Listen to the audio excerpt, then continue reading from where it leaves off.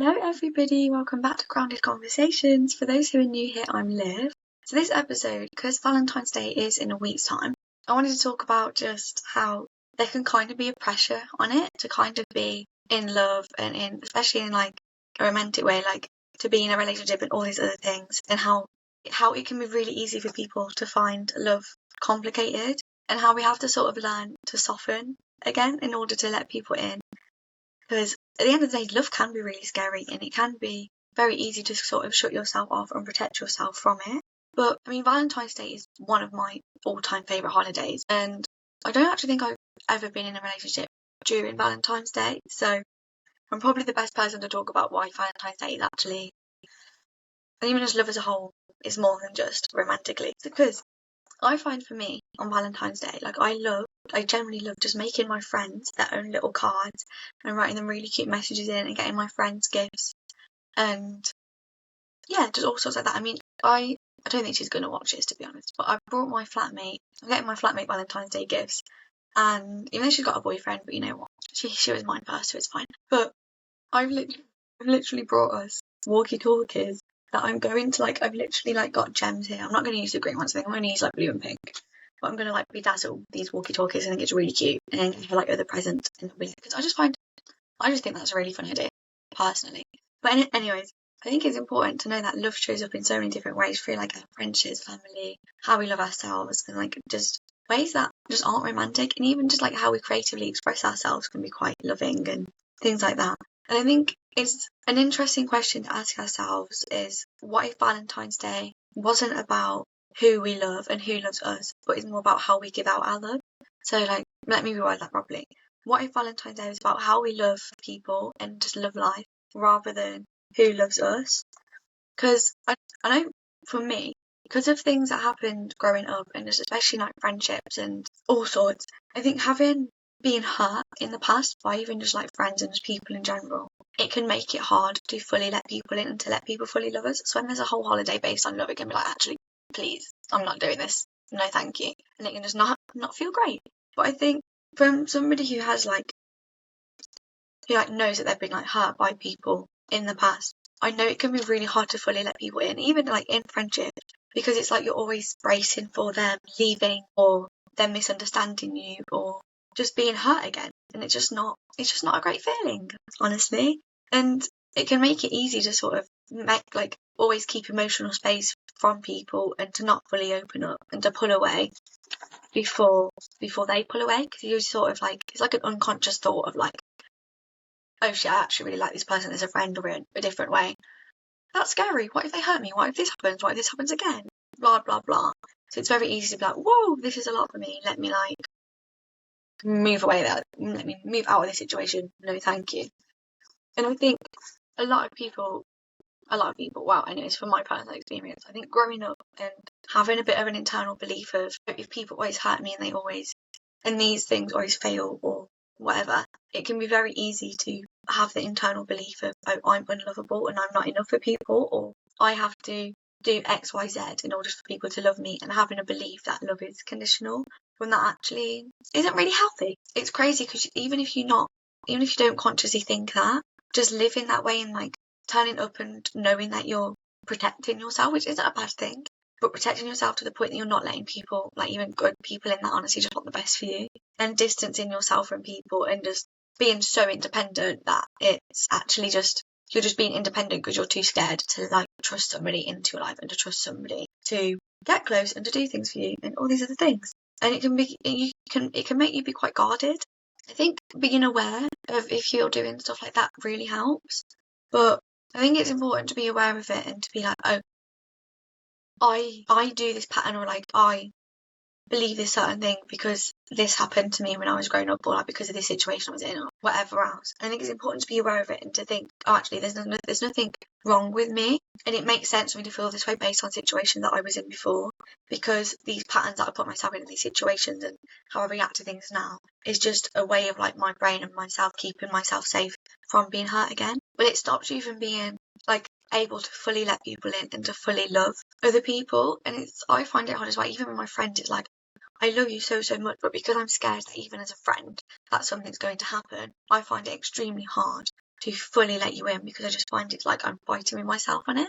And like the friends I do fully let in, I've literally known for like years now, and it's like at the point they know too much that I just like, you know what, I'll tell you anything because you're a bit too deep in now for me to not. And I think, obviously, I'm not a licensed therapist or anything or whatever. So, but I think things that you can do to kind of help this, if you're in a similar situation, is just let people in a little at a time, like open up little by little, and just don't force anything. Just like say to yourself, oh, this person's safe to be around, that's actually great, I'm fine, I can trust them with this, whatever.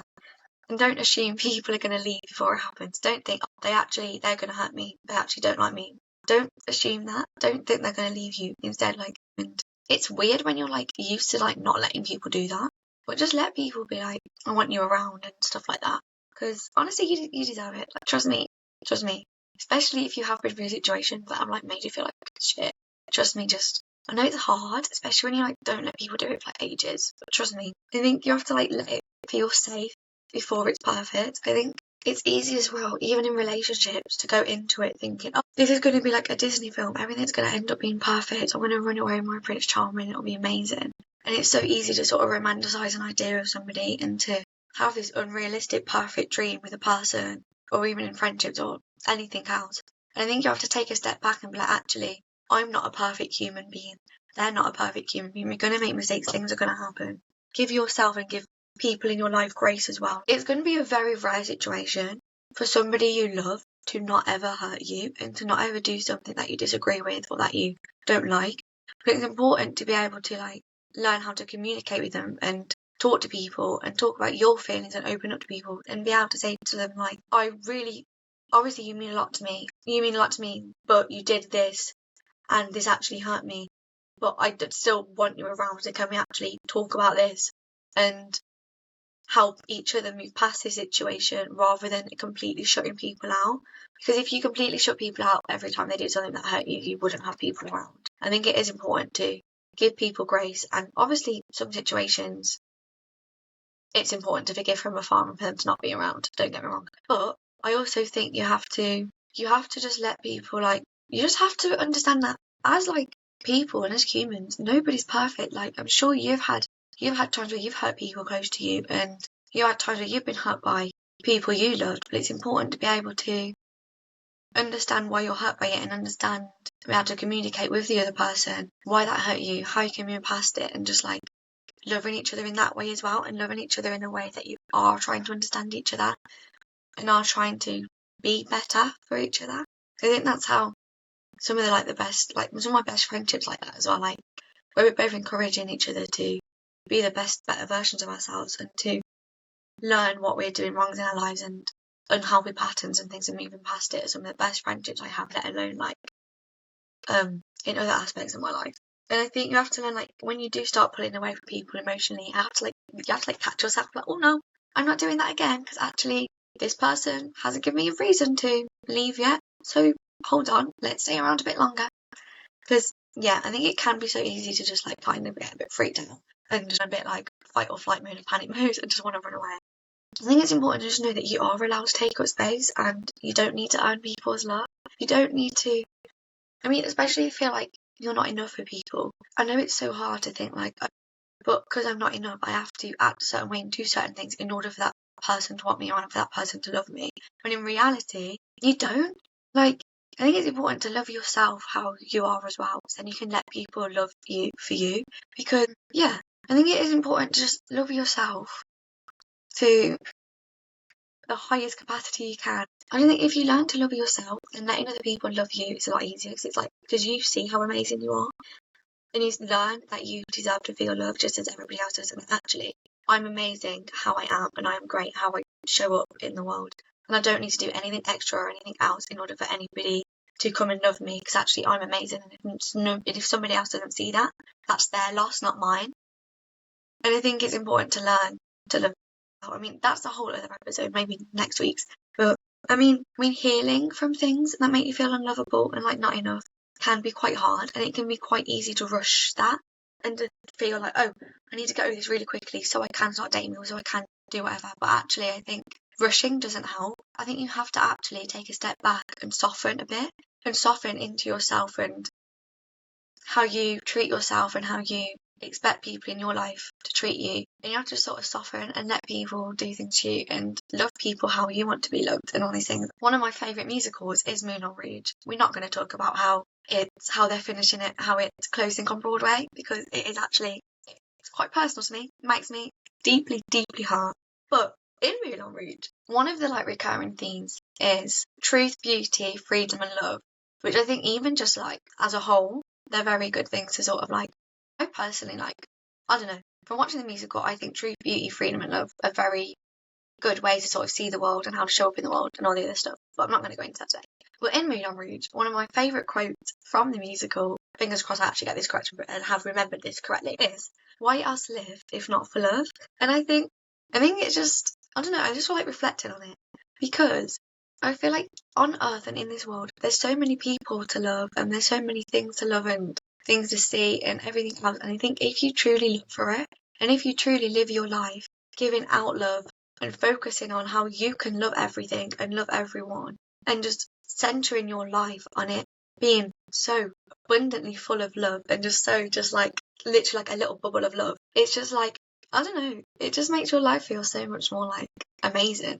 Like I know times in my life when I've like showed love to people and gave out my love has been like some of the best things that I've done. Because when I was in secondary, you used to be able to buy like £1 paper roses and like anonymously, and you could just write a note and they'd be sent round to whoever you sent it to, like in class and stuff. And I used to send them to my friends, and one of my friends at the time, her first language was Russian, and I remember writing one in Russian.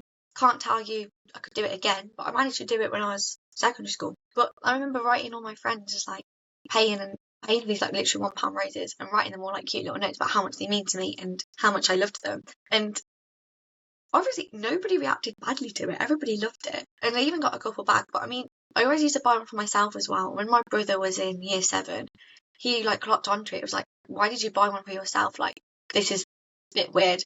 And I was like, well, I wanted one, so I'm going to show myself that love and get myself a rose. And bless him, my brother ended up getting me a rose as well because he felt bad for me. So I do think what you put out in the world is what you receive back as well. So if you focus on loving people in the best way you can and how you can just show up in the world with a lot of love and just seeing love as like choosing to connect with people, choosing to look at all the beautiful things in life and in the world and just feeling grateful for everything and choosing to open up even when it is terrifying. I think love can be seen as a lot more than just a romantic sense, and it can sort of be a posture towards how you live life. Because I genuinely just try it. Like, just try, even if it's just like complimenting your friend or like complimenting a stranger, just like gratitude journals as well. Just see how many things, like write down all the things in life that you love and try add to it, and just try going out and like be like, oh, I'm going to try and look for things I like today and things I like really love in somebody else and just things like that.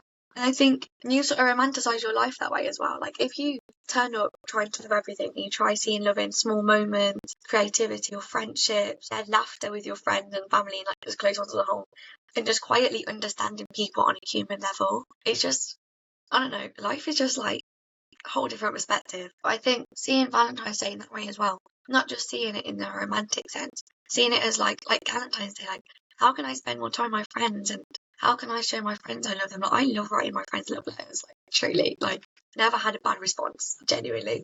Honestly, it makes me feel quite poetic, like William Shakespeare when I'm writing them. Like they're honestly great. Not to hype myself up or anything, but like if you receive one of my love letters, trust me, they're generally one of my favourite things to do ever. And like baking as well, like I love just like writing my friends, like making my friends cards, baking for them, and like writing them letters, and just like, I don't know, I just love being able to show people how I love them, even if it's just like a message. I think about Valentine's Day that way, so how can I show that my family members and my friends and people that that I don't necessarily have a romantic connection with, and how can I show love towards them and even towards yourself? Like how are you showing up and loving yourself and things like that.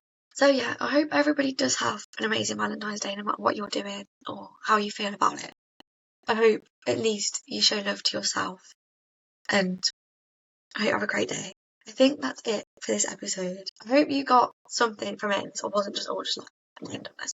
But thank you all very much for listening, and I will see you guys in 2 weeks' time.